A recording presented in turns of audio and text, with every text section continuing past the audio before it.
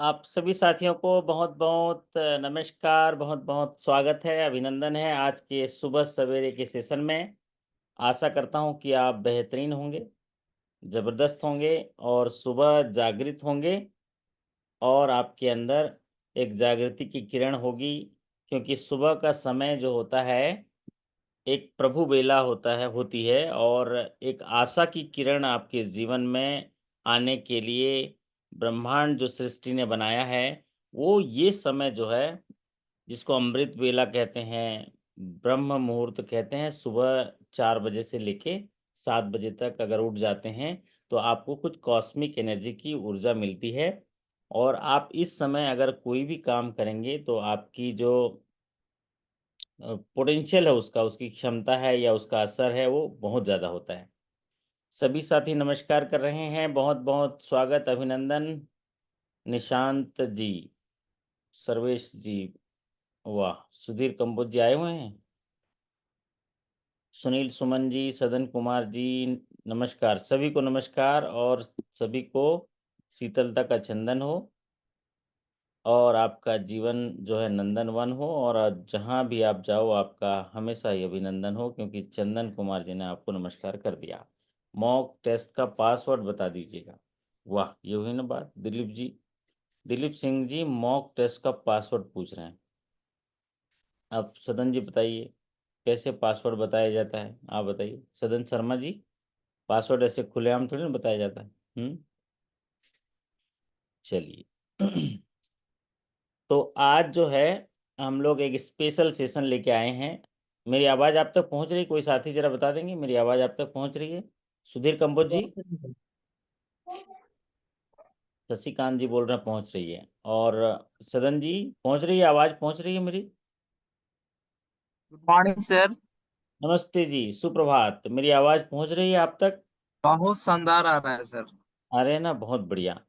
तो मैंने बात कही ना कि सुबह जो उठते हैं ये हरि शरण में जाने का जो समय होता है, कुछ नहीं बिगड़ेगा तेरा हरि शरण आने के बाद, कुछ नहीं बिगड़ेगा तेरा हरि शरण आने के बाद, हर खुशी मिल जाएगी तुझको चरणों में झुक जाने के बाद।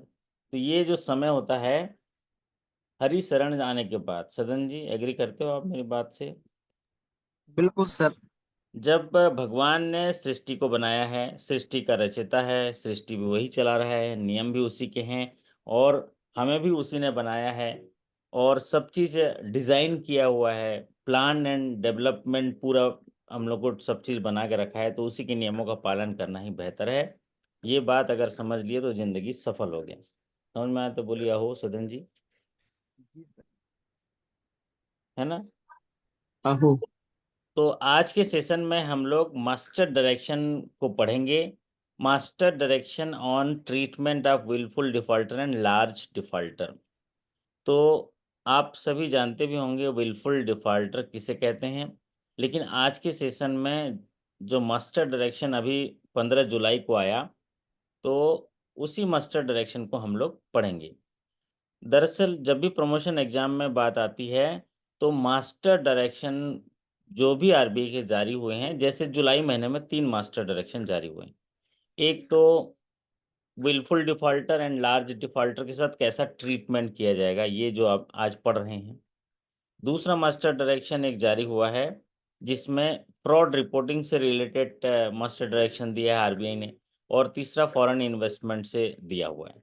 तो मास्टर डायरेक्शन आपके एग्जामिनेशन के लिए इम्पोर्टेंट होते हैं और ये मास्टर डायरेक्शन एग्जामिनेशन में अपना स्थान सुनिश्चित करते हैं। साथ ही साथ एक प्रूडेंट बैंकर होने के नाते, एक जागरूक बैंकर होने के नाते हमें जो भी मास्टर डायरेक्शन आरबीआई के द्वारा जारी होते हैं, उनको जानना बहुत ज़रूरी होता है और जानने के अलावा समझना बहुत ज़रूरी होता है, क्योंकि आने वाले दिनों में हमारे कर कमलों से उन डायरेक्शंस का अनुपालन किया जाएगा तो जब भी हम इन काम को करते हैं, अगर उसके मास्टर डायरेक्शन की बारीकियों को समझ लेते हैं सरल तरीके से, तो हम उसको सही तरीके से एंड बेनिफिशियरी तक, लास्ट माइल तक पहुंचा सकते हैं, वो भी कंप्लायंस के साथ। तो आइए आपको लिए चलता हूं आरबीआई के मास्टर डायरेक्शन की ओर। तो सदन जी, विलफुल डिफॉल्टर बोलने से सबसे पहले क्या आता है कि विलफुल डिफॉल्टर का मतलब क्या है? सर, विलफुल डिफॉल्टर्स का मतलब ये होता है कि वैसे बरोबर जो पटाने की क्षमता रखते हैं लेकिन वो पटा नहीं रहे। ओके, बहुत बढ़िया है सुधीर। अपने सदन जी ने बढ़िया बता दिया। विलफुल डिफॉल्टर, जो रीपेमेंट उसके पास कैपेसिटी है लेकिन फिर भी पे नहीं कर रहा है, विलफुल डिफॉल्टर मतलब जानबूझकर लोन की किस्तें नहीं अदा करना, जानबूझकर बैंक के ऋण की राशि वापस नहीं लौटाना, या योग्य होते हुए भी, उसके पास क्षमता होते हुए भी पैसे नहीं लौटाना, विलफुल डिफॉल्टर है। पूरा एकदम क्लियर है।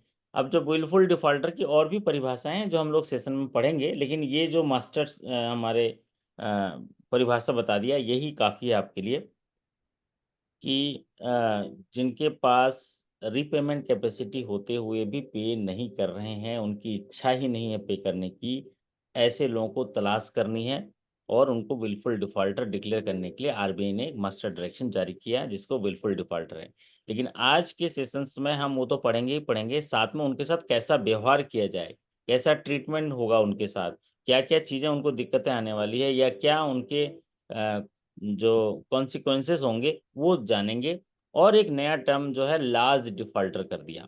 विलफुल डिफॉल्टर है और विलफुल लार्ज डिफॉल्टर, तो ये दोनों डेफिनेशन जो है हम लोग आज पढ़ेंगे।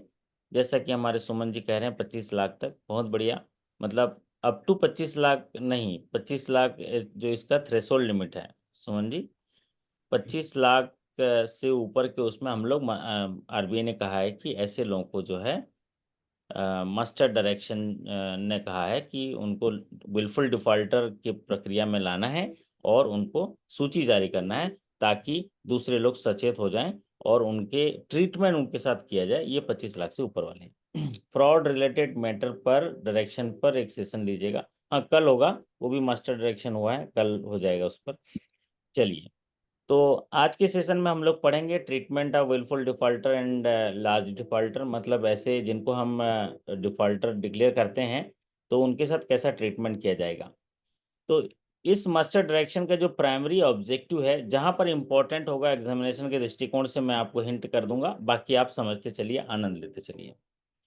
तो इस डायरेक्शन का जो पहला, जो प्राथमिक उद्देश्य है, जो मुख्य उद्देश्य है कि ऐसे फ्रेमवर्क प्रदान करना बैंकों को, कि ताकि कोई भी मास्टर डायरेक्शन का जो उद्देश्य है उसको पूरा हो पाए, या बैंक जो है नॉन डिस्क्रिमिनेटरी ट्रांसपेरेंट प्रोसीजर के साथ सभी नियमों का जो प्राकृतिक न्याय है उसको प्रोवाइड कराए विलफुल डिफॉल्टर घोषित करते समय।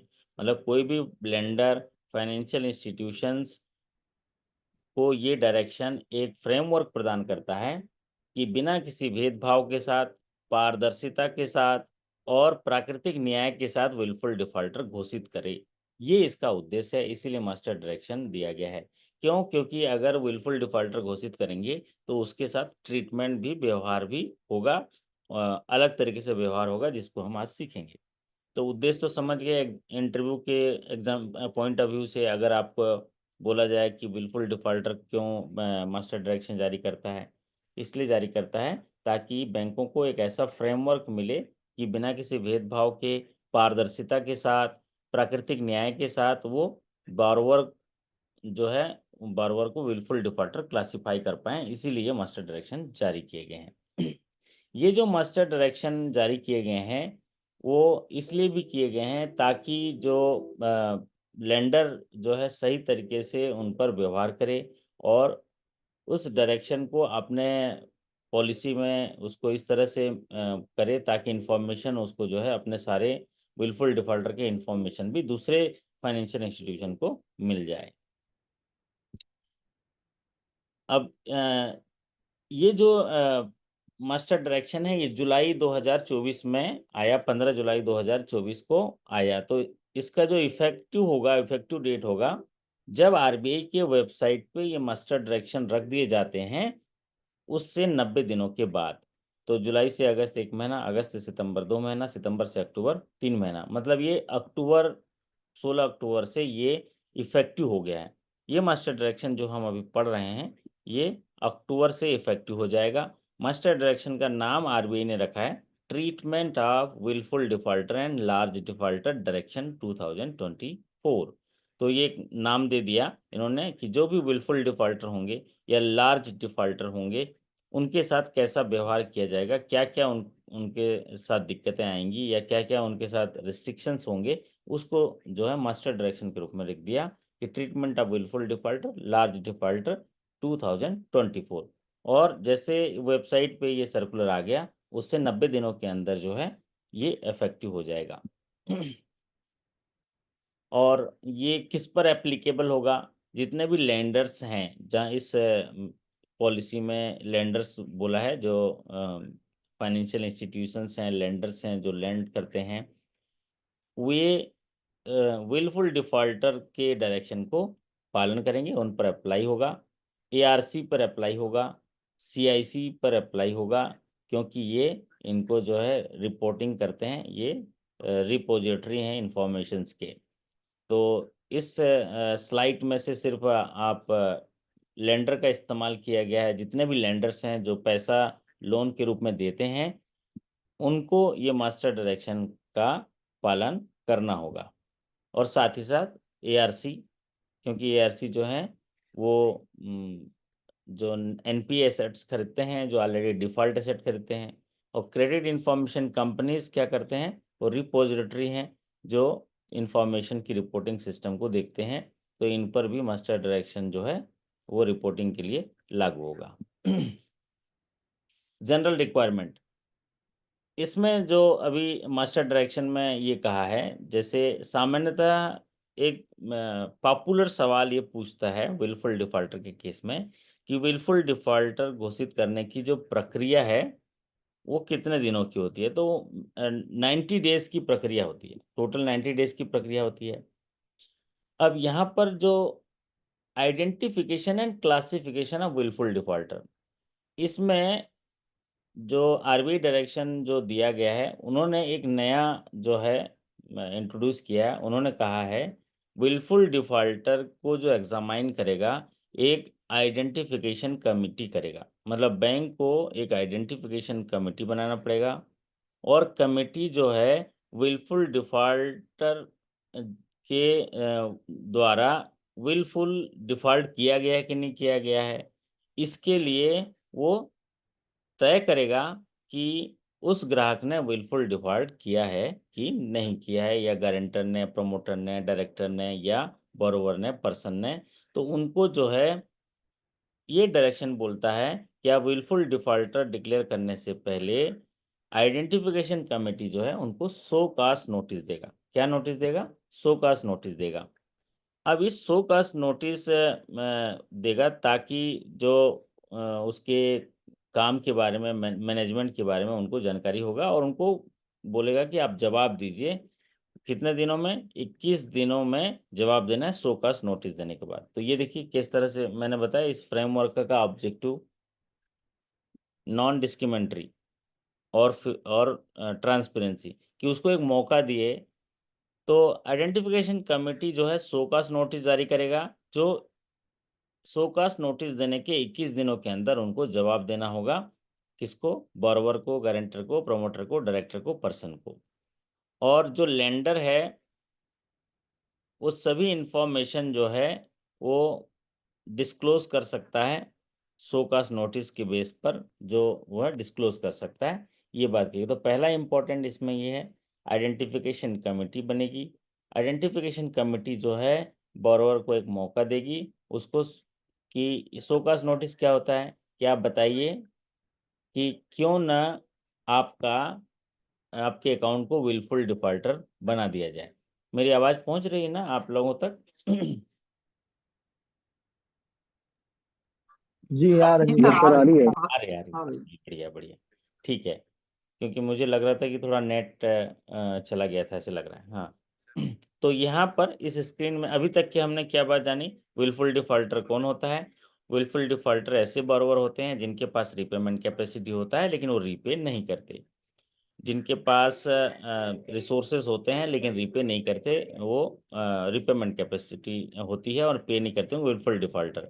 तो विलफुल डिफॉल्टर के लिए मास्टर डायरेक्शन में ये कहा गया है कि बैंक जो है नॉन डिस्क्रिमिनेटरी और जो है अब ट्रांसपेरेंसी के साथ जो है वो इसका जो है उनको पालन करेंगे और विलफुल डिफॉल्टर जो है घोषित करेंगे।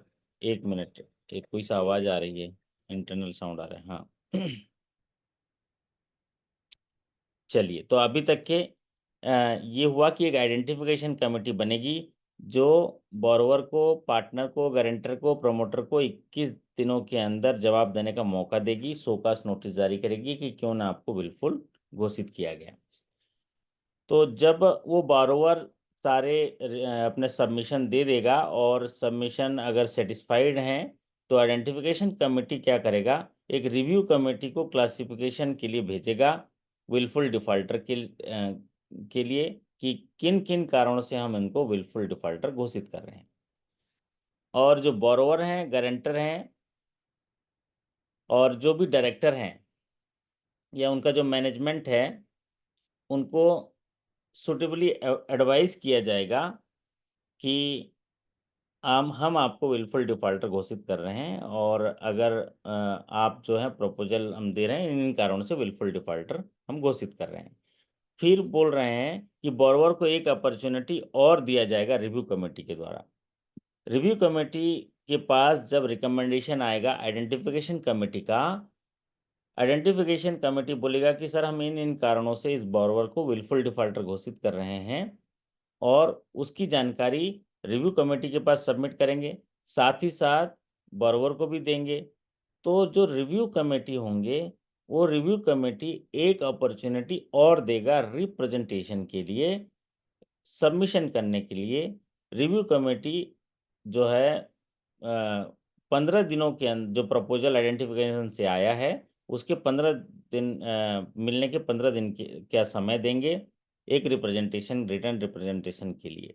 और उसके सबमिशंस आने के बाद जो रिव्यू कमेटी है उनके सबमिशंस को देखेगी और अगर उसमें कमी रही तो उसको विलफुल डिफॉल्टर घोषित करेंगे। तो अभी तक 21 दिन का समय आइडेंटिफिकेशन कमेटी को लग गया, 15 दिन रिव्यू कमेटी समय देगी बोरोवर को और फिर उसके बाद जो है वो बोरोवर और गारंटर को ये प्रक्रिया होगी कि इसको विलफुल डिफॉल्टर घोषित किए जाएंगे कि नहीं जाएंगे।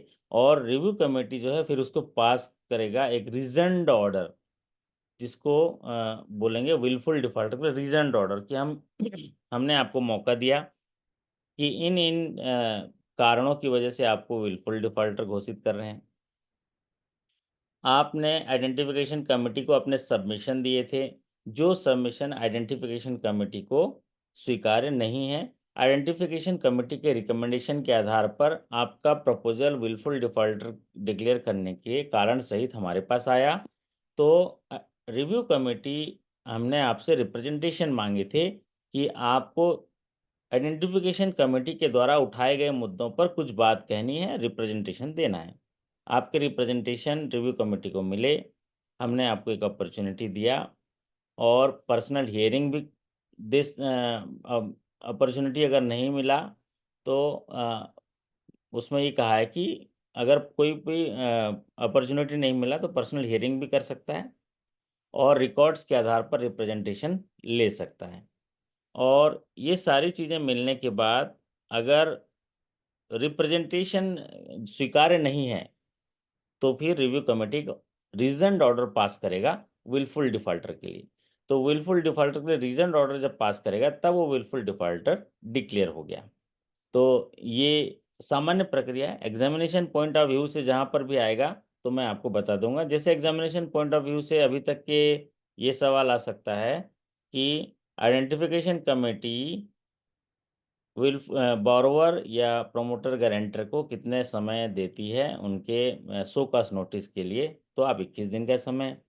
रिव्यू कमेटी जो है बोरोवर को कितना समय देती है रिप्रेजेंटेशन के लिए, तो 15 दिन का। तो अभी तक एग्जामिनेशन के पॉइंट ऑफ व्यू से आप दो चीज़ें समझ लीजिए, लेकिन दोनों का मतलब ये हुआ कि हम जो विलफुल डिफॉल्टर घोषित करेंगे, ताकि उसके बाद वो कोई ब्लेम ना कर दे कि बायस होकर बैंक ने ऐसा कर दिया, उसको भरपूर टाइम दिए कि हम ये कारण से आपको विलफुल डिफॉल्टर घोषित कर रहे हैं।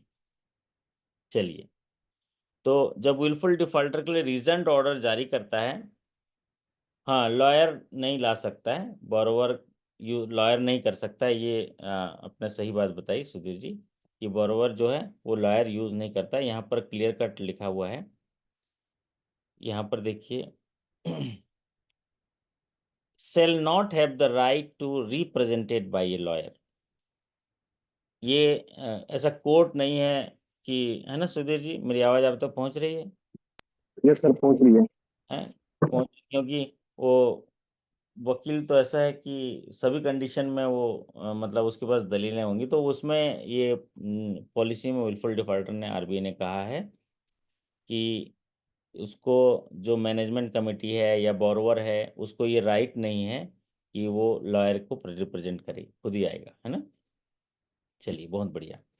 तो यहाँ पर रिव्यू कमेटी के बाद अभी जो मोस्ट इम्पोर्टेंट आपको विलफुल डिफॉल्टर में जो इम्पोर्टेंट आएगा, वो होता है identification of wilful defaulter with outstanding of amount ₹25 lakh and above. जैसा कि हमारे सुनील सुमन जी बताए कि जब भी विलफुल डिफॉल्टर से जुड़े हुए सवाल पूछे जाएंगे और उनका थ्रेशोल्ड लिमिट पूछा जाएगा। थ्रेशोल्ड लिमिट कितना होगा सुधीर कंपोज जी? थ्रेशोल्ड लिमिट कितना होगा?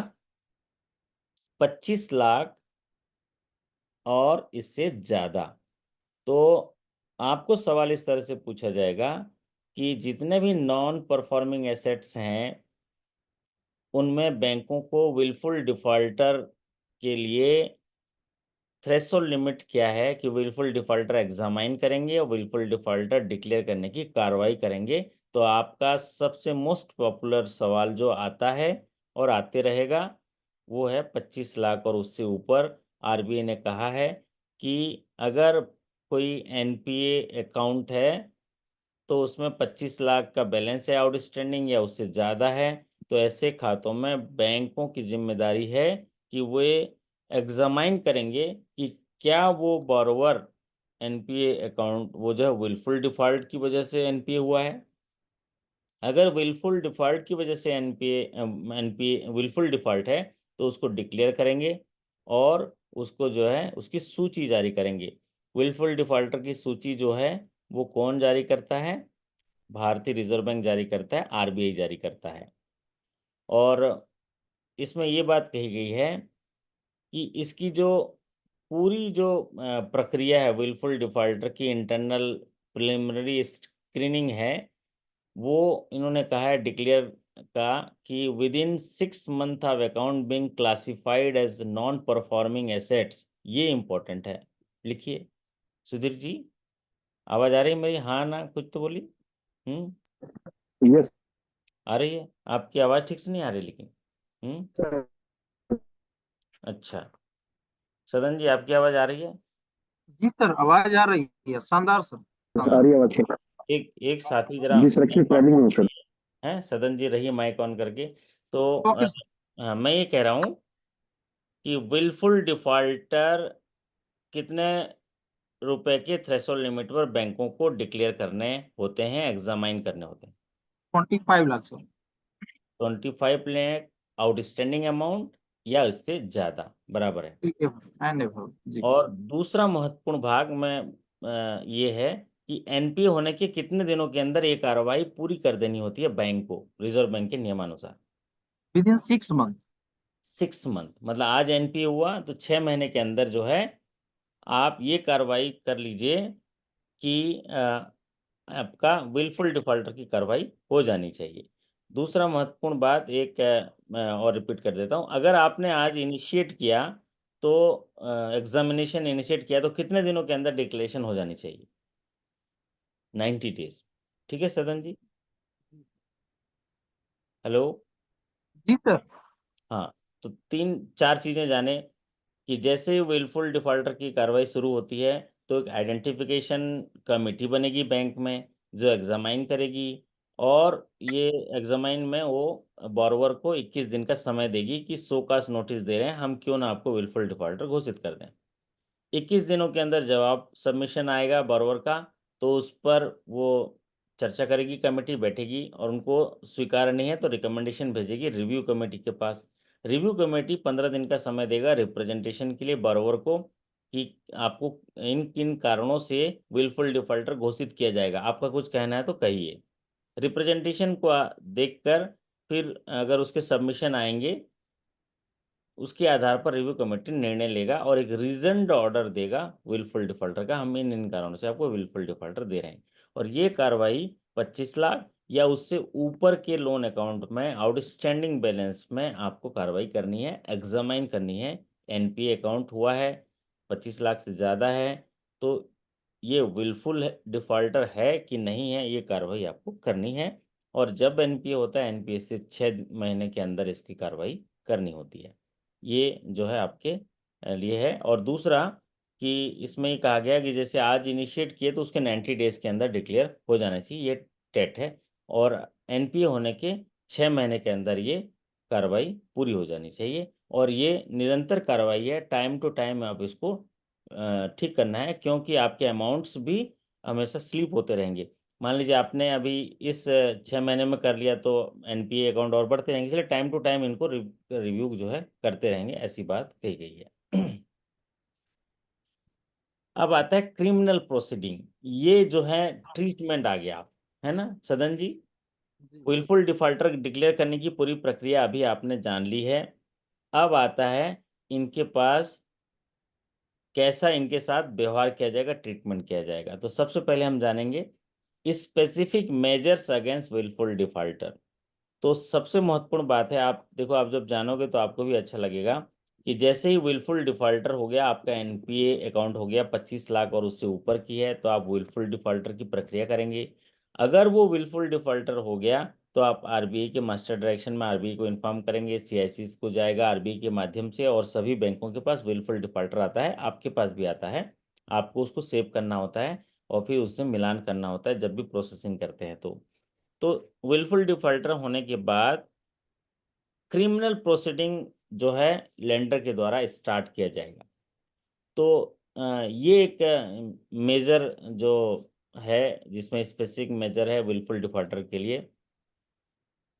Based on the facts, circumstances of each case, lender can examine whether initiation of criminal proceeding against willful defaulter under the provision of applicable law is warranted.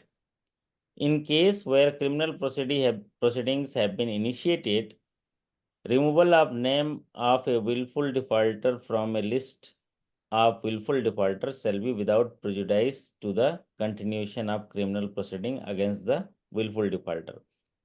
मतलब ये कहा गया जब wilful defaulter declare कर दिए तो बैंक जो है उनके खिलाफ लॉ के हिसाब से, एप्लीकेबल लॉ के हिसाब से क्रिमिनल प्रोसीडिंग्स चालू कर सकता है, इनिशिएट कर सकता है। और जिन केसेस में ऑलरेडी इनिशिएट हो गया है, तो जब भी उनके नाम रिमूवल हो गए विलफुल डिफॉल्टर में, तो बिना मतलब बायस हुए उस क्रिमिनल प्रोसीडिंग्स जो है उसको भी आपको देखना होगा कि अगर विलफुल डिफॉल्टर से उसका नाम रिमूव हो गया तो क्रिमिनल प्रोसीडिंग्स भी आपको उस तरीके से कंटिन्यूएशन क्रिमिनल प्रोसीडिंग चालू करनी है विलफुल डिफॉल्टर के लिए। मतलब ये कहा गया है कि प्रेजुडाइज नहीं होना चाहिए वो केस। अगर पहले से केस चल रहा है तो ऐसा नहीं कि और एक केस लगा दिए, ऐसा वो कहा गया है उसमें। तो इनिशिएशन आप क्रिमिनल प्रोसीडिंग और लॉ के हिसाब से करना है। और दूसरा मेजर जो ज़्यादातर हमारे साथी जानते हैं वो है publishing of photographs of wilful defaulter, कि जो भी विलफुल डिफॉल्टर होंगे उनके फोटोग्राफ्स जो हैं वो पब्लिश हो जाएंगे और डिस्क्लोज किए जाएंगे। ये जो है मास्टर डायरेक्शन पहले से जारी है। और publishing of photographs of wilful defaulter ये 2016 का मास्टर डायरेक्शन है। इसको ये कहा गया है कि इसके लिए भी बैंक को non discriminatory board approve policy है बैंक का, कि वो उनके पास एक सेट आउट राइट्स दिया गया है, फोटोग्राफ्स पर्सन के क्लासिफाई डिक्लेयर करने के लिए पब्लिश कर सकता है, और बैंकें इसको करती हैं। तो अभी तक जो है दो स्पेसिफिक मेजर देखे हमने। एक तो क्रिमिनल प्रोसीडिंग स्टार्ट होगा विलफुल डिफॉल्टर का, और दूसरा जो है उनके फोटोग्राफ जो हैं डिस्क्लोज हो सकते हैं, पब्लिश हो सकते हैं। और अगला जो स्पेसिफिक है, penal and other measure against wilful defaulter, क्योंकि ये मास्टर डायरेक्शन है ट्रीटमेंट ऑन जो है wilful defaulter and large defaulter. तो पहला ट्रीटमेंट है क्रिमिनल प्रोसीडिंग स्टार्ट होगा, दूसरा है फोटोग्राफ्स पब्लिश कर सकते हैं, और तीसरा पिनल चार्ज जो मेजर्स है वो है no additional credit facility shall be granted. कोई भी एडिशनल क्रेडिट फैसिलिटी ग्रांट नहीं की जाएगी विलफुल डिफॉल्टर को। जब तक विलफुल डिफॉल्टर बना हुआ है उसको कोई भी एडिशनल क्रेडिट गारंटी नहीं दी जाएगी। ये पिनल मेजर है, उसको दंड है कि उसको और कोई लोन एडिशनल नहीं दिया जाएगा। दूसरा, इसमें ये कहा गया है कि अगर विलफुल डिफॉल्टर से उसका नाम हट गया है, रिमूव हो गया है, तो 1 साल का बार होगा। द एडिशनल बार ऑन एडि the bar on additional credit facility for a period of 1 year from the removal of the name from the list of LWD, list of wilful defaulter. ये LWD RBI जारी करता है।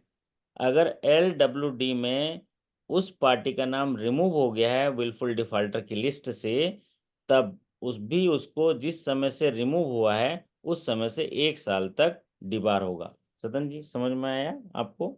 जी जी sir, जी sir, समझ में आ गया। तो treatment जब wilful defaulter होता है तो पहला ट्रीटमेंट क्या है, क्रिमिनल प्रोसीडिंग हो जाएगा, उसके खिलाफ स्टार्ट हो जाएगा, ठीक।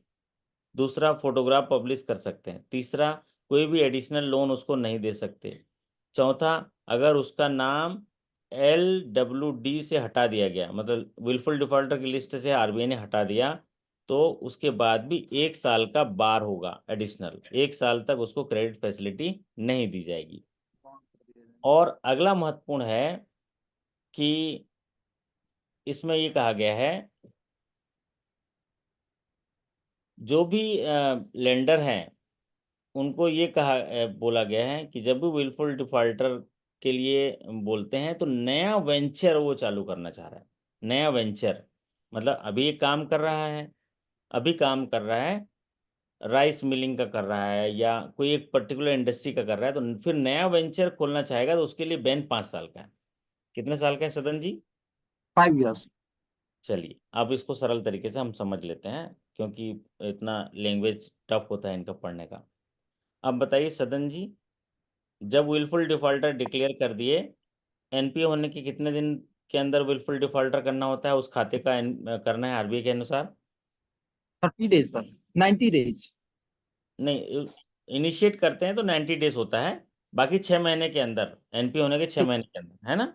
हाँ हाँ, 6 months है ना? सर। सिक्स। और अगर एग्जामिन मतलब ये इसका कहना ये है कि मान लीजिए एग्जामिनेशन कमेटी जो सॉरी आइडेंटिफिकेशन कमेटी स्टार्ट कर रहा है तो उसको 90 डेज में करना है, क्योंकि 21 दिन का समय देना है, रिव्यू कमेटी 15 दिन का, फिर और कार्रवाई करते करते 90 डेज में डिक्लेयर करना है। लेकिन मास्टर डायरेक्शन बोल रहा है कि कम से कम आज NPA हुआ तो NPA से 6 महीने के अंदर ये कार्रवाई पूरी कर लीजिए, है ना? अब दूसरा, जब विलफुल डिफॉल्टर हो गया तो उसके लिए एक थ्रेशोल्ड लिमिट रख दिया RBI ने कि ये विलफुल डिफॉल्टर की कार्रवाई जो आपने अभी पढ़ी है उसको 25 लाख या उससे ऊपर के आउटस्टैंडिंग अमाउंट पे करना ही पड़ेगा। प्रभाकर चौधरी जी ने वो लिख दिया, तो उससे पहले करना ही पड़ेगा। प्रदीप कुमार जी ने भी कह दिया। ये सबसे पॉपुलर सीरीज का है। अब जब विलफुल डिफॉल्टर हो गए तो पहला प्रावधान होगा criminal proceedings may be initiated as per applicable law. Criminal proceeding start करेंगे। दूसरा महत्वपूर्ण भाग है, उसके फोटोग्राफ्स पब्लिश कर सकते हैं। पब्लिकली अगर फोटोग्राफ्स पब्लिश कर देंगे, है ना, तो कैसे मतलब उसमें पूरा सभी जगह फोटोग्राफ पब्लिश हो जाएगा, मतलब उसको डिस्क्लोज कर दिया गया विलफुल डिफॉल्टर। तो सोचिए क्या हालत होगी, कहीं भी जाएगा तो उसको दिक्कत आएगी। तीसरा है कि उस विलफुल डिफॉल्टर को कोई भी एडिशनल क्रेडिट फैसिलिटी नहीं दी जाएगी। No additional credit facility should be provided granted. और तीसरा, अगर उसका नाम लिस्ट से हट भी गया तो उसके क्रेडिट फैसिलिटी को बार रहेगा 1 साल के लिए। जिस काम में वो काम कर रहा है उसमें वो 1 साल के लिए बार रहेगा। लेकिन अगर कोई वो नया वेंचर खोलना चाह रहा है, नया कोई चीज करना चाह रहा है, तो उसके लिए 5 साल का बार है। समझ गए? तो देखिए, उसी काम के लिए क्रेडिट फैसिलिटी मांगता है जिस काम को करके वो एनपीए हुआ है, तो 1 साल का बार है। और अगर नया वेंचर खोलता है तो कितने साल का क्रेडिट फैसिलिटी का बार है? 5 ईयर सर। 5 साल का। ठीक है। तो ये महत्वपूर्ण भाग है कि no credit facility should be granted for to a wilful defaulter by any lender. कोई भी लेंडर उसको लोन नहीं देगा।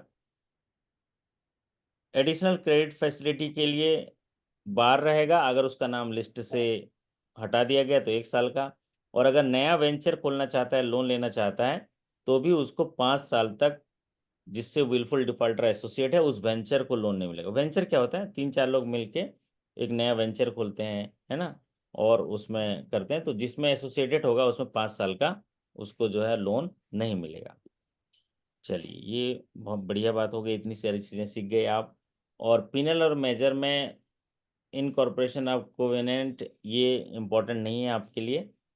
जहाँ इम्पोर्टेंट होगा मैं आपको बता दूंगा। अब जो पिनल जो चार जो ट्रीटमेंट है, मेन चीज़ें हमने आपको उसमें बता दी, जो जो कार्रवाई इसमें की जाएगी।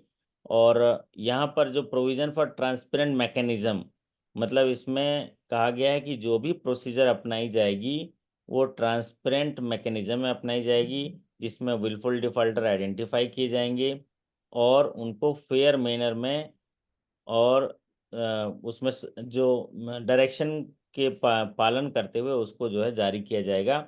और इसको जो है एक इंटरनल ऑडिट भी किया जाएगा। ऑडिट कमेटी जो होगा वो पीरियडिकली रिव्यू करेगा कि बैंक ने जो विलफुल डिफॉल्टर डिक्लेयर किया है वो नॉन डिस्क्रिमिनेटरी है और ट्रांसपेरेंट प्रोसीजर से किया है।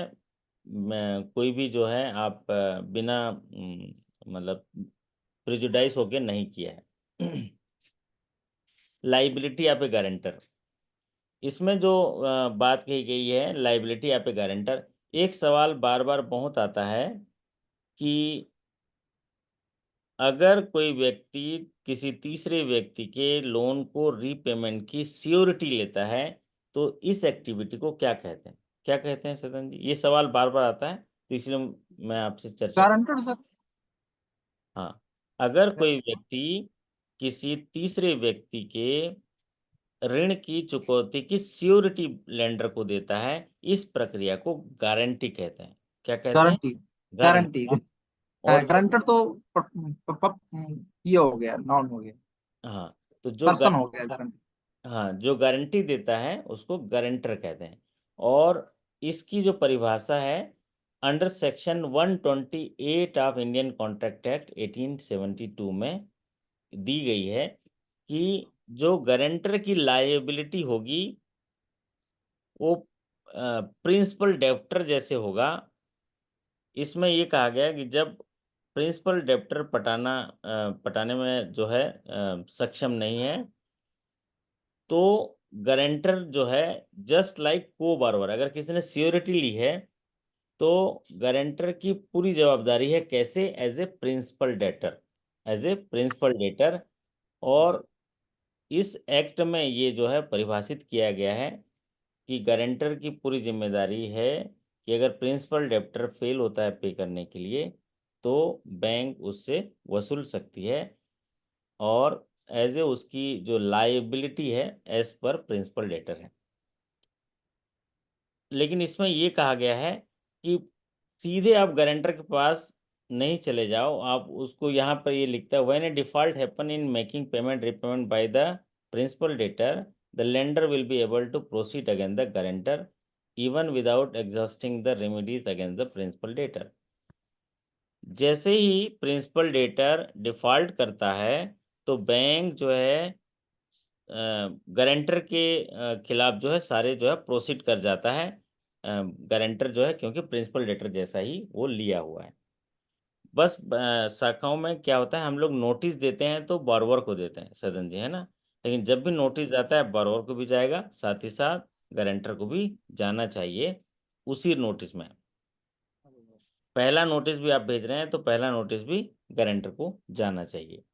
और आप इस स्क्रीन में आप इस बात को याद कर लीजिए, सेक्शन 128 इंडियन कॉन्ट्रैक्ट एक्ट 1872, जिसमें लाइबिलिटी ऑफ गारंटर को परिभाषित किया गया है।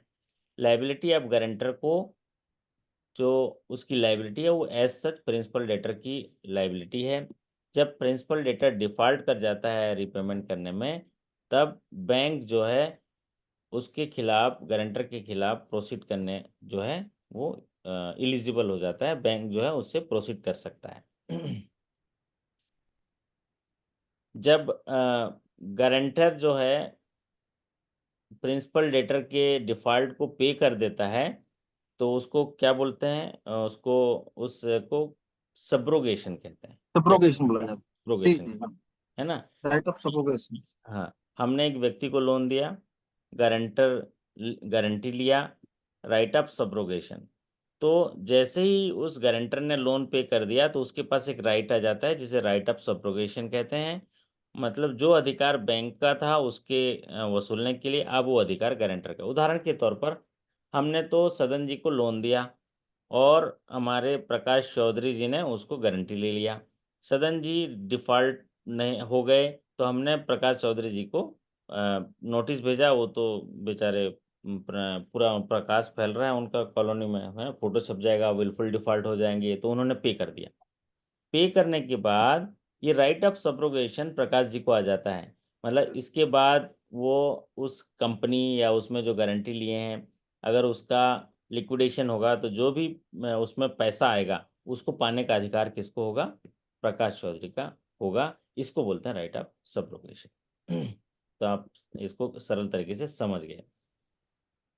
चलिए, तो अभी विलफुल डिफॉल्टर के बाद एक और इन्होंने ऐड किया है, लार्ज डिफॉल्टर। एक विलफुल डिफॉल्टर और एक लार्ज डिफॉल्टर। तो उसके लिए एक थ्रेशोल्ड लिमिट आरबीआई ने दिया है, और वो थ्रेशोल्ड लिमिट है 1 करोड़, 1 करोड़ एंड एबव। तो बस ये जो है विलफुल डिफॉल्टर का थ्रेशोल्ड लिमिट है 25 लाख और उससे ऊपर, और लार्ज डिफॉल्टर का जो थ्रेशोल्ड लिमिट है 1 करोड़ और उससे ऊपर। तो इसके लिए उन्होंने कहा है कि जो भी लार्ज डिफॉल्टर हैं, जितने भी एंटिटीज हैं जो आरबीआई से रेगुलेट होते हैं, उनको कहा गया है कि लार्ज डिफॉल्टर 1 करोड़ या 1 करोड़ से ऊपर हैं तो उनके इंफॉर्मेशन सीआईसीस को देंगे, और उसका इंटरवल होगा मंथली इंटरवल। ये इंफॉर्मेशन क्या होता है? 1 करोड़ से ऊपर हैं तो लार्ज डिफॉल्टर, 25 लाख और उससे ऊपर हैं तो विलफुल डिफॉल्टर। तो ये जो मास्टर डायरेक्शन है, इनका treatment of wilful defaulter and large defaulter है। 1 करोड़ से ऊपर के अगर अकाउंट हैं और एनपीए हैं, तो सभी लेंडर्स को ये जिम्मेदारी है कि वो इन्फॉर्मेशन सबमिट करेंगे मंथली बेसिस पर सीआईसीस कंपनी को। और क्या क्या इन्फॉर्मेशन देंगे? उसमें उनके सूट फाइल अकाउंट होंगे, नॉन सूट फाइल अकाउंट होंगे, डाउटफुल लॉस, ये सारी चीज़ें जो है इन्फॉर्मेशन देंगे, उनके अकाउंट्स की सारी अपडेट चीज़ें वो देंगे। इनकी लिमिट है, थ्रेशोल्ड लिमिट 1 करोड़ और उससे ऊपर। और उसमें ये भी कहा गया है कि जो थ्रेशोल्ड लिमिट डिसाइड करेंगे, जो रेड में दिख रहा होगा, अगर कोई अनअप्लाइड इंटरेस्ट होगा तो उसको भी इंक्लूड किया जाए। अगर वो सूट फाइल अकाउंट है तो, सूट फाइल अकाउंट है तो उसको इंक्लूड किया जाए। ये बात जो है आपके रेड कलर में लिखा हुआ है, for calculating the threshold limit of ₹1 crore, the unapplied interest if shall be included in the case of suit file account. मतलब यहाँ पर ये 1 करोड़ में उनके अनअप्लाइड इंटरेस्ट भी ऐड करेंगे। अगर अनअप्लाइड इंटरेस्ट मिला के 1 करोड़ भी हो रहा है तो वो लार्ज डिफॉल्टर कहलाएगा। और ये तो आप जानते होंगे, सीआईसी कंपनीज का जो रेगुलेशन आया था एक्ट 2005 में, तो सभी जो सीआईसीज हैं वो उनको एसेस मिलेगा, सूट फाइल और नॉट नॉन सूट फाइल दोनों अकाउंट्स की लिस्ट जो है बैंकों को मंथली बेसिस पर देनी है। लार्ज डिफॉल्टर के केस में और उसके थ्रेशोल्ड लिमिट है 1 करोड़ से ऊपर। The CIC shall display the list of suit file account of large defaulter on their website. तो जितने भी CICs हैं लार्ज डिफॉल्टर जो है वेबसाइट में जारी करेंगे, और ये डिफॉल्टर की लिस्ट मंथली बेसिस पर बैंकों के द्वारा दिए जाएंगे। सदन जी, लार्ज सर डिफॉल्टर का थ्रेशोल्ड लिमिट कितना है? 1 crore sir. 1 crore and above 1 crore. 1 crore and above, sorry sir, 1 crore and above sir. बहुत जी। 1 करोड़ भी है, 1 करोड़ हो गया, और 1 करोड़ से हाँ। ऊपर। जैसे 25 लाख जी। और 25 लाख से ऊपर, वैसे 1 करोड़ और 1 करोड़ से ऊपर है ना? चलिए। अब यहाँ पर जब भी हम इंसॉल्वेंसी एंड बैंक करप्सी कोड की बात करते हैं 2016 में, तो इसमें सूट फाइल अकाउंट की परिभाषा दी गई जो आपके एग्जामिनेशन के लिए नहीं है। ये सरफेसी वगैरह भी अब बाकी स्क्रीन पर नहीं है। अभी आपको जितनी सारी चीज़ें मैंने बताई हैं वो आपके लिए एग्जाम्पल हैं। एक्सप्लेनेशन में कहीं डाउट होगा तो आपको बता दूंगा। रिपोर्टिंग प्रोसीजर्स जो है CIC का तो जैसे नॉर्मली होता है वो होगा, लेकिन यहाँ पर जो रिपोर्टिंग प्रोसीजर में एक चीज़ जानने वाली बात है कि जितने भी लेंडर होंगे उनको विलफुल डिफॉल्टर की कार्रवाई करनी है, और उनकी थ्रेशोल्ड लिमिट है 25 लाख और उससे ऊपर। लेकिन इन्होंने ये कहा है कि जहां पर वो लोन अकाउंट ट्रांसफर हो गए ARC को, तो उनमें जो CIC जो है वो इन्फॉर्म करेगा कि उनके विलफुल डिफॉल्टर में से वो क्या लिखा है, the lender or ARC to which the account has been transferred shall inform all CICs the removal of the name of wilful defaulter from the LWD list of wilful defaulter promptly not later than 30 days। इसमें समझने के लिए ये बात है कि NPA हमारे पास रहता है, हम NPA रखते हैं, जब हमारी कैपेसिटी नहीं रहती तो NPA को बेच देते हैं। NPA को खरीदता कौन है? NPA का बाजार को खरीदता है ARC। तो जब ARC खरीद लेता है NPA को, तो उसमें बैंक की जिम्मेदारी होती है कि NPA खाता ARC को चले जाने के बाद 30 दिनों के अंदर जो है वो CIC कंपनीज को उसको इन्फॉर्म करना होता है। और अगर उसका नाम रिमूव हो गया है विलफुल डिफॉल्टर से, तब भी उसको 30 दिनों के अंदर आपको इन्फॉर्म करना है सभी लेंडर्स को। तो आप इसको एक इम्पोर्टेंट क्वेश्चन के हिसाब से देख लीजिए। अगर किसी का RBI के विलफुल डिफॉल्टर लिस्ट में से रिमूव हो गया, तो हम लेंडर्स की जवाबदारी है कि 30 दिनों के अंदर ये इंफॉर्मेशन CICs को चले जाने चाहिए, उससे ज़्यादा पुराना नहीं होना चाहिए, ये बात कही गई है। अगर 30 दिनों के बाद भी आप अगर CIC को इन्फॉर्मेशन नहीं करेंगे, तो फिर पेनल मेजर है जो CIC वाले एक मास्टर डायरेक्शन जब पढ़ाऊंगा तो उसमें बताऊंगा।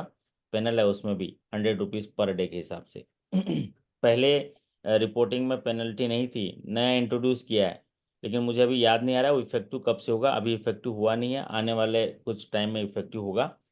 तो इसके बाद इस डायरेक्शन के बाद हम फ्रॉड के मास्टर डायरेक्शन पढ़ाएंगे, फिर उसके बाद मैं CIC का भी मास्टर डायरेक्शन आपको पढ़ा दूंगा।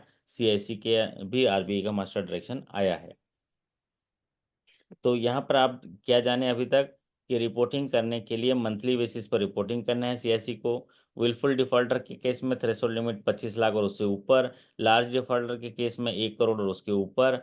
और जब भी जो लेंडर होंगे, अगर उनके अकाउंट्स में कोई चेंज होता है, ARC में शिफ्ट होता है या कहीं भी चेंज होता है, तो उसमें 30 दिनों के अंदर CIC को देना है। अगर उसका लिस्ट में से नाम रिमूव हो जाता है तो भी 30 दिनों से ज़्यादा देरी नहीं होना चाहिए। कहा गया है कि प्रॉम्प्टली उसको रिपोर्ट कर दीजिए। चलिए। ये बार बार रेड में आ रहा है कि इसमें देखो, इसमें ही कहा गया 25 लाख तो थ्रेशोल्ड लिमिट है, लेकिन अगर जहां पर 25 लाख से कम होंगे तो वहां पर ये कहा गया है जहां पर ओनली पार्ट पेमेंट किया गया है और 25 लाख से ऊपर विलफुल डिफॉल्टर है। लेकिन कुछ समय के लिए अगर केवल पार्ट पेमेंट बनाया है, तो उसका विलफुल डिफॉल्टर से लिस्ट में से जो है नाम नहीं हटेगा। अगर वो 25 लाख से कम भी हो जाता है तब भी, ये बात कही गई है।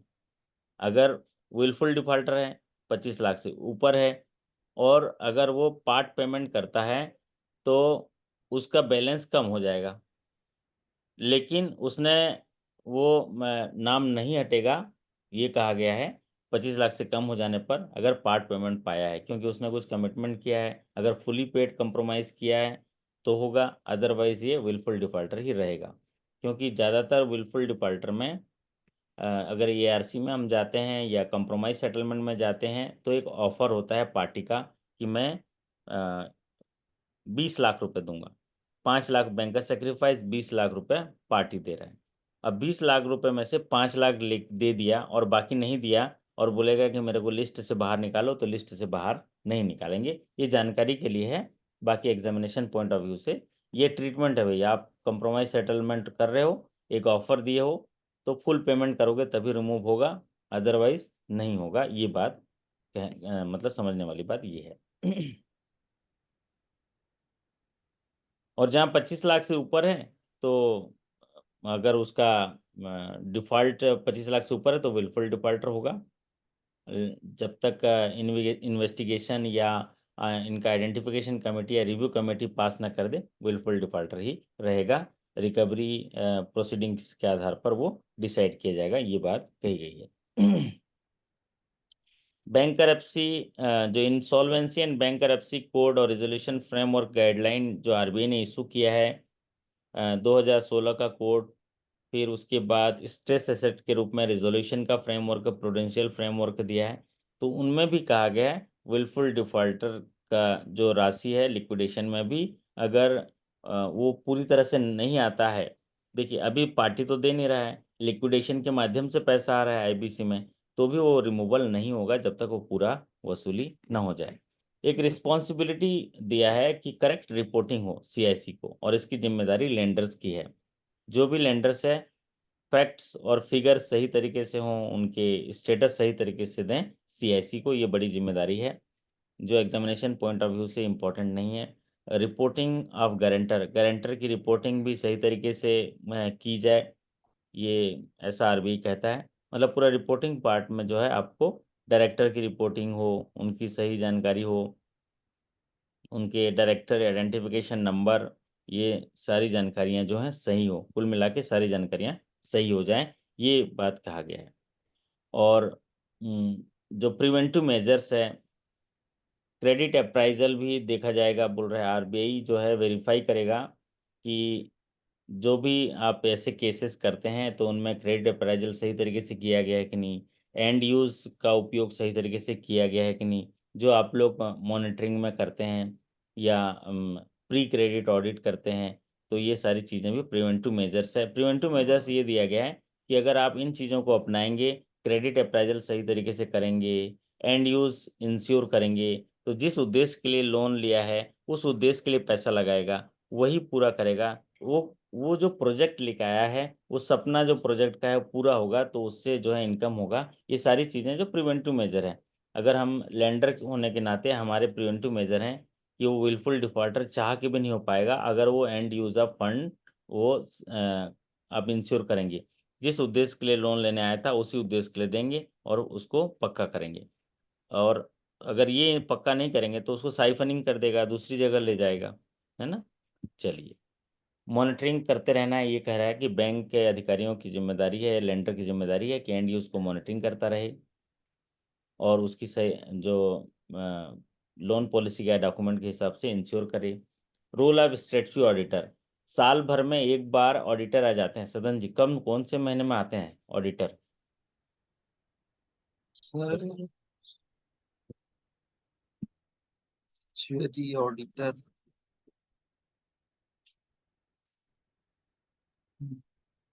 हाँ, एक साथी ने अच्छा लिखा, क्या बोला उन्होंने कि अप्रैल में आते हैं, है अप्रैल ना। में। मई तो ज़्यादा लेट हो गया। आपका रिपोर्ट आता है ना, मतलब 4-5 तारीख का अप्रैल को रिपोर्ट आ जाता है, तो 5-6 तारीख को आ जाता है ना। और तो कई जो हैं मतलब 1-2 तारीख को भी आ जाते हैं, क्योंकि वो साल भर के लोन फाइल्स वगैरह चेक करेंगे जो आपने लोन दिया है। तो इसमें आरबीआई ने कहा है कि स्टेट्यू ऑडिटर का भी रोल है कि जितने भी चीज़ें अकाउंट्स हैं उनकी ठीक तरीके से बोरोवर का जांच करेंगे, और उनका अगर कोई नेग्लिजेंट है या कोई कमी है तो ऑडिट में उसकी रिपोर्टिंग करेंगे, और फॉर्मल कंप्लेंट जो है वो दे सकते हैं। ऑडिटर जो स्टेटसी ऑडिटर हैं वो आरबीआई को देंगे, या उनके जो नेशनल फाइनेंशियल रिपोर्टिंग अथॉरिटी हैं, institute of chartered accountant of India हैं, उनको कर सकते हैं, ऐसी बात कही गई है। तो जो स्टेटसी ऑडिटर आते हैं वो साल भर में एक बार आते हैं। और स्टेटसी ऑडिटर कौन नियुक्त करता है, निशान जी? निशान जी बताइए। हैं, कहाँ चले गए? निशान जी हैं? हाँ सदन जी। नाबार्ड ये में। सर नबार्ड के माध्यम से होता है। हाँ, आरआरबी में नाबार्ड होता है, बाकी बैंकों में आरबीआई नियुक्त करता है, क्योंकि ये सुपरवाइजिंग आपके रेगुलेटर हैं। तो वो ऑडिटर नियुक्त करते हैं। और आप देखिएगा, ऑडिटर हो सकता है दूसरे दूसरे जगह के ऑडिटर होते हैं। जैसे एमपी में आप काम कर रहे हैं तो चेन्नई के ऑडिटर, कलकत्ता के ऑडिटर, अलग अलग जगह के ऑडिटर भी आते हैं। जैसे एमपी में आपको अलग अलग जगह के ऑडिटर आएंगे, वो लिस्ट जारी करता है आरबीआई को, और वो किसी को पता नहीं रहता है, 3-4 दिन पहले ही वो लिस्ट आता है। तो स्टेटसी ऑडिटर का ये सारी चीज़ें पढ़ने की बात नहीं है, मैं जो कह रहा हूँ वो आप सुनते चलिए। स्टेटसी ऑडिटर का रोल ये है कि बैंक की जो पॉलिसी गाइडलाइन है उसको पालन किया है कि नहीं, एंड यूज़ चेक किया है कि नहीं, क्रेडिट अप्राइजल ठीक किया है कि नहीं, एंड यूज़ की मॉनिटरिंग की है कि नहीं, कहीं साइफनिंग ऑफ फंड हुआ है या डाइवर्सन हुआ है तो उसको प्रिवेंट किया गया है कि नहीं किया गया, उसके एक्शंस लिए गए हैं कि नहीं लिए गए हैं। ये सारी चीज़ें जो है स्टेटसी ऑडिटर रिपोर्ट करेगा। और जो है इसको फिर अगर कोई इसको लगेगा कि ऐसी चीज़ें नहीं की गई हैं तो fraud risk management commercial bank के आधार पर उनको फ्रॉड में डिक्लेयर करेगा। आपने सुना भी होगा LFAR, long form of audit report, उसमें रिपोर्ट करते हैं। और long form of audit report में अगर कोई अकाउंट रिपोर्ट हो गया है इस तरीके से तो वो आरबीआई के पास जाता है। तो उसके बाद फ्रॉड डिक्लेयर भी हो सकता है, और जैसे फ्रॉड डिक्लेयर हुआ है तो लॉस एसेट में चला जाता है, तो आपकी सारी एमओसीज हो जाती हैं। इसलिए आप जब ऑडिटर आते हैं तो ध्यानपूर्वक उनके कमेंट्स को देखिएगा।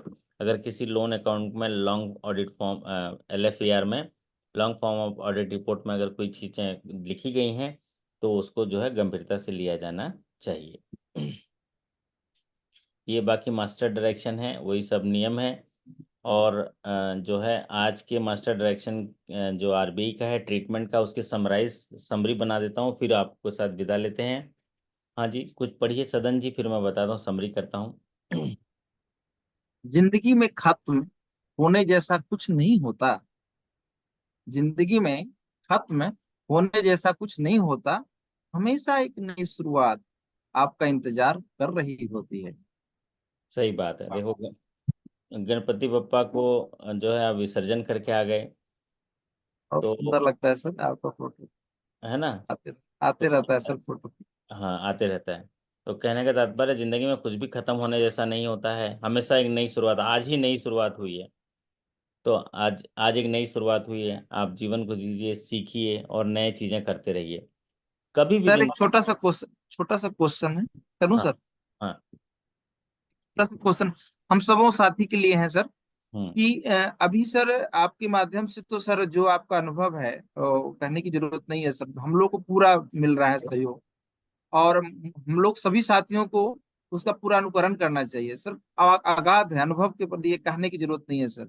क्योंकि आप हम भी लोग से हम देखते हैं, बहुत सा वीडियो देखे हैं कि जो सक्सेसफुल स्टूडेंट रहे हैं, चाहे वो जीआईबी से हो या सीआईबी से हो या क्लरिकल प्रमोशन, तो बहुत नॉर्मल है सर। आपके हिसाब से जो मुझे लगता है, मैं बड़ा ये नहीं कर रहा हूँ, अनुभव काफी है। तो सर अभी हम लोग के साथ जो सर्कुलर आ रहा है सर बैंक का, एक तो सर पॉलिसी पढ़ा रहे हैं आप, और ठीक। सर्कुलर सर नया नया डेली आ जा रहा है, क्योंकि हम लोग देखते हैं, मतलब हम्म, अपने साइट पर देखते हैं बैंक का। तो ठीक है। वो सर उसको देखना चाहिए या क्या करना चाहिए सर? इसके बाद थोड़ा मार्गदर्शन करें सर।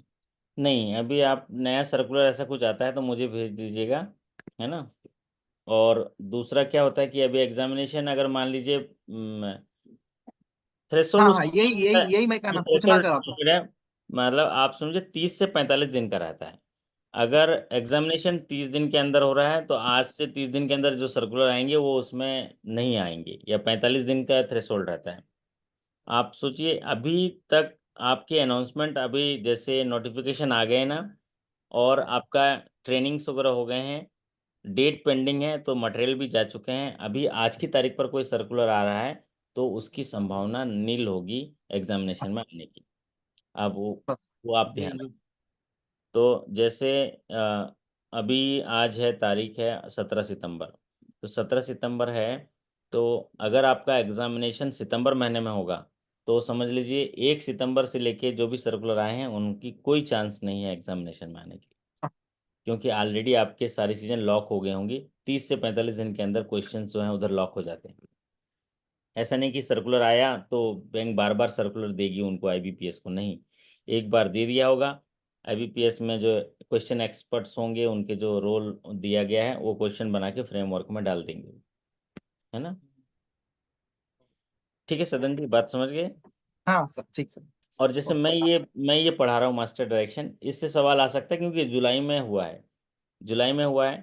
तो इसमें से क्या क्या सवाल आ सकते हैं एग्जामिनेशन में, 5 सवाल मैं रिपीट कर दे रहा हूँ, फिर आपसे विदा लूंगा, फिर आप बैंक जाएंगे।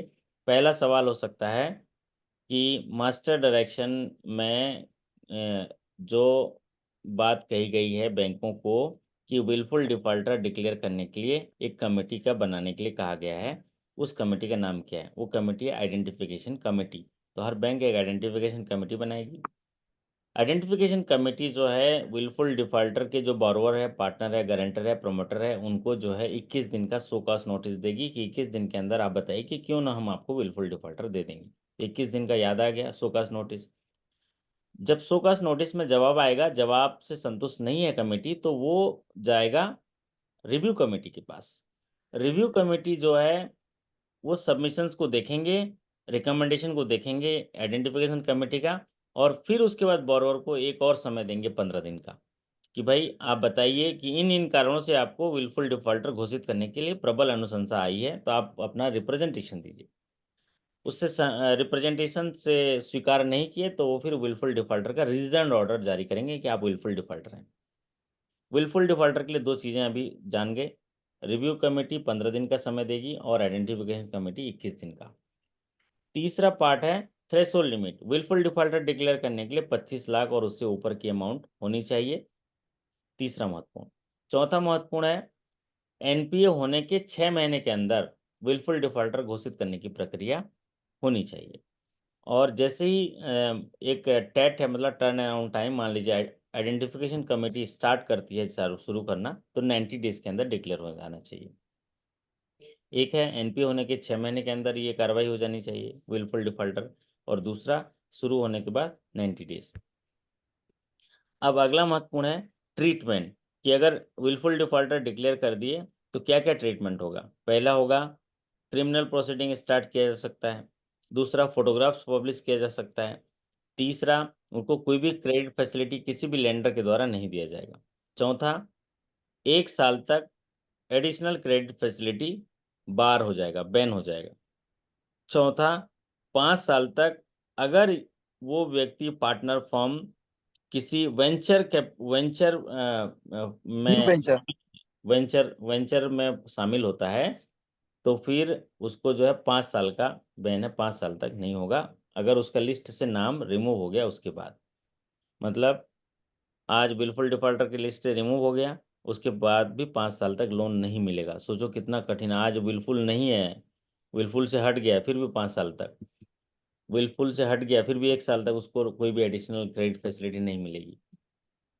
एक और उन्होंने कहा है कि लार्ज डिफॉल्टर की परिभाषा दी है।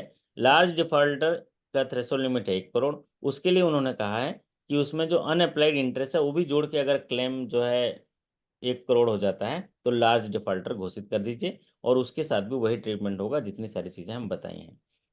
तीसरा ये कहा है कि जो सीआईसीज हैं उनको जो है रिपोर्ट करना है 30 दिनों के अंदर, मंथली इंटरवल में सीआईसीज को रिपोर्ट करनी है टाइमली। ये बात जो है कही गई है कि 30 दिन से ज़्यादा पुराना नहीं होना चाहिए, मतलब उसको पालना ही होना चाहिए। जैसे आप अपने लोन अकाउंट को एआरसी को बेच दिए, अपने लोन अकाउंट में कोई चेंज हुआ है, रिमूवल हुआ है, तो 30 दिनों के अंदर उसको जो है प्रॉम्प्टली आप डील कर लीजिए, ये बात कही गई है। तो इतनी सारी चीज़ें इंपॉर्टेंट हैं।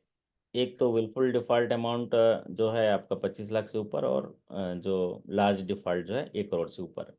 तो आशा करता हूँ कि आपको जो है ये अच्छा लगा होगा। कोई फीडबैक? हाँ, चलिए पहला फीडबैक लेते हैं हम लोग। बताइए सदन जी, अच्छा लगा आपको? बहुत अच्छा लगा सर, बिल्कुल एकदम। कुछ जानकारी तो थी सर, लेकिन इतनी डीपली जानकारी नहीं थी। और आज आपके माध्यम से सर जानकारी मिला, बहुत ही अच्छा। और सबसे बड़ी बात सर, तो कुछ ऐसे दिमाग में बढ़ते रहते हैं जो बिल्कुल सर एकदम यह हो जाता है, क्लियर हो जाता है। वो सबसे बड़ी बात है। जो हमारे मन में था सर, वो सवाल पूछ लिए आपसे। और हम समझते हैं कि सारे साथियों को भी कुछ ना कुछ लाभ मिला होगा इससे। हम्म। तो गुलाब के फूलों से जाकर पूछिए कि उनमें कैसे छाई बहार है। पूछो इन फूलों से जाकर, छाई है कैसे बहार। मतलब समझ रहे हैं ना? गुलाब के फूलों से जाके पूछिए कि वो कितनी खुशबू कैसे भेजते हैं, कैसे बहार है। जाके पूछो, पूछो इन फूलों से जाकर, छाई है कैसी बहार। तो गुलाब बोलता है, भाई इतने बाहर आने से पहले मैं कितने रात जो है कांटों के बीच में सोया हूँ। कब तलक कांटों पे सोया, डाल पर आने के बाद। इसलिए कुछ नहीं बिगड़ेगा तेरा, हरि शरण आने के बाद। हर खुशी मिल जाएगी तुझे, उनके चरणों में जाने के बाद। तो ऐसे भी हम लोग ना भगवान का काम कर रहे हैं, क्योंकि भगवान के बंदे हैं आप। और आपके साथ साथ ऐसे बहुत सारे लोग हैं जो धरती पर भगवान ने भेजा है। उनको आप सही दृष्टिकोण से मदद कर रहे हैं। कर कमल माध्यम है आपके, मदद तो वो खुद अपनी की कर रहे हैं। तो इसीलिए आप अगर ये एक अच्छा काम करते हैं तो आप हरि शरण में ही हैं, ये मान के चलिए, एक सौभाग्यशाली है। आनंद लेते रहिए, भगवान का प्रार्थना करते अच्छा रहिए। और पूजा पाठ में भी आस्था जिस पर रखते हैं उस पर भरोसा करिए। हाँ जी। सर, ये एक्सपोजर से रिलेटेड सर एक सेशन ले लेते हैं। जैसे पुराना एक सेशन है आपका, उसको देखे हैं। तो हाँ सर कुछ जैसे करंट अकाउंट में भी कुछ एक्सपोजर के नॉर्म है, और हाँ, कुछ सीसी में भी नॉर्म है सर। कुछ थोड़ा क्लियर नहीं हो पा रहा है वो। ठीक बात है। करंट अकाउंट का मैं बता दे रहा हूँ, बाकी एक्सपोजर के लिए आपकी तैयारी कर देंगे, रिसेंट कोई चेंज हुआ है तो। है ना? जी जी जी, उसका एक थोड़ा हमारे सा कोई हमारे छोटा सा सेशन हमारे ले लेते हैं। इंद्रजीत जी जो हैं वो शुभकामनाएं दे रहे हैं, गणपति विसर्जन की, अनंत चतुर्दशी की, विश्वकर्मा पूजा की हार्दिक शुभकामनाएं पूरी टीम को। मैं पूरी टीम को भेज दूंगा आपका ये मैसेज। तो मैं ये कह रहा था कि करंट अकाउंट के लिए उन्होंने ये कहा है कि अगर 5 करोड़ तक के एक्सपोजर है करंट अकाउंट में, तो किसी भी बैंक में करंट अकाउंट खोल सकते हैं। 5 करोड़ तक का उस पार्टी का एक्सपोजर है, लोन है, तो करंट अकाउंट किसी भी बैंक में खोल सकता है। 5 करोड़ से 50 करोड़ तक का लोन है, तो केवल केवल उसी बैंक से खाता खोल सकता है करंट अकाउंट जहां पर उसका एक्सपोजर है। और 50 करोड़ से ऊपर है तो कहीं भी करंट अकाउंट रख नहीं सकता। वो चाहे उस बैंक में लोन है तो भी नहीं रख सकता, उसको करंट अकाउंट बंद करना ही पड़ेगा। तो ये थ्रेशोल्ड लिमिट है 3 करंट अकाउंट का, सरल तरीके से। राज जी समझ गए? पाँच जी करोड़ सर जी। तक अगर एक्सपोजर है उसका लोन, तो कहीं भी करंट अकाउंट रख सकता है, दूसरे बैंकों में भी। और हम्म। 5 से 50 करोड़ है तो वही करंट अकाउंट रखेगा जहां पर उसका एक्सपोजर है। अब अगर मान लीजिए कॉन्सर्टोरियम फाइनेंस में होगा, तो वो वहां पर रखेगा जहां पर ज्यादा उसका शेयर है, जो मतलब जी लीडर है जो। और अगर 50 करोड़ से ऊपर का एक्सपोजर है तो फिर कहीं भी नहीं रखेगा। है ना? ये बात। और बाकी और क्या बोल रहे थे आप? जैसे और भी सर, वो जैसे इंडिविजुअल नॉन इंडिविजुअल के केस में है। हाँ, वो एक्सपोजर तो नॉर्म्स कई, में डिटेल में जैसे इसमें बता कई दूंगा। सारे क्वेश्चंस तो सर हो जा रहे हैं, कई सारे क्वेश्चंस इसमें। जैसे अभी वो रिसेंटली अपने ग्रुप में भी डाल रखे थे ट्रेनिंग के बाद, तो कई सारे क्वेश्चन सर इसमें नहीं हो पा रहे थे। ठीक है, हम कर देंगे, है ना। ठीक ठीक है चलिए, सर। तो राज जी के लिए हम ये अच्छा है, आपने हिंट दिया। तो जो आपको लगे ऐसे बताते चलिए। मैं तो हूँ, मतलब मेरे पास सारी चीज़ें हैं, मैं प्रोवाइड कर दूंगा। इसके बाद जो होगा, कल जो सेशन करेंगे, सुबह का सेशन अच्छा रहता है ना, सुबह तरोताज़ा। सुबह अगर मान लीजिए रात को आज कर लिया सेशन तो ठीक बात है, नहीं तो सुबह सेशन करेंगे। वो फ्रॉड पर मास्टर डायरेक्शन आया है, बहुत चेंज आया है, उसको जानना बहुत ज़रूरी है, वो भी जुलाई में आया है, तो उसको हम लोग पढ़ेंगे। देख कर काली घटा को, ऐ भ्रमर मत हो निराश, बंद कलियां भी खिलेंगी रात ढल जाने के बाद, कुछ नहीं बिगड़ेगा तेरा हरि शरण आने के बाद। हाँ सदन जी, कुछ नहीं सर बिगड़ेगा, ऐसे सेशन में आते रहोगे ना तो अब कुछ नहीं बिगड़ेगा, सब चीज बन जाएगा, सर कोई बहुत प्रॉब्लम। सुंदर लगता है सर, जो हम्म। भी टूटी फूटी भाषा में सर संगीत का देते हैं। सर हम्म। ये हम लोग का हौसला अफजाई है। सर कह रहे थे सुबह का समय ज्यादा अच्छा रहेगा सर, क्योंकि रात में लेट से सोने के बाद जो है लेट से जगने वाली बात, तो सुबह जल्दी उठ जाते हैं, तो सुबह पढ़ने का भी अच्छा रहता है और ठीक है, ठीक मेरा रहता है। सेशन सुबह कर लिया करेंगे, बाकी और हाँ सेशन जो रात को 10:30 हाँ, बजे नहीं तक। वो ठीक है, 10 बजे तक 11 बजे कोई दिक्कत नहीं सर, कोई दिक्कत नहीं। चलिए, ठीक है, बहुत अच्छी बात है। आप सभी के अच्छे कार्य निष्पादन, बेहतर स्वास्थ्य, शानदार सफलता। और ये सर्कुलर बहुत बड़ा है, लेकिन 5 चीज़ें इंपॉर्टेंट आप सरल तरीके से जान गए। ध्यानपूर्वक सुनने के लिए आपका बहुत बहुत धन्यवाद। आपका जीवन उज्जवल रहे, आपका कार्य निष्पादन अच्छा रहे, आपका स्वास्थ्य अच्छा रहे, आपको रिद्धि सिद्धि सुख समृद्धि शांति खुशहाली हरियाली मिलते रहे, ऐसे गणपति बापा से प्रार्थना करते हुए मैं आपसे विदा लेता हूँ। बहुत बहुत धन्यवाद, थैंक यू सर। नमस्कार। फिर थैंक यू मुलाकात सर। करेंगे अगले सेशन में। Thank you. Okay sir. Okay.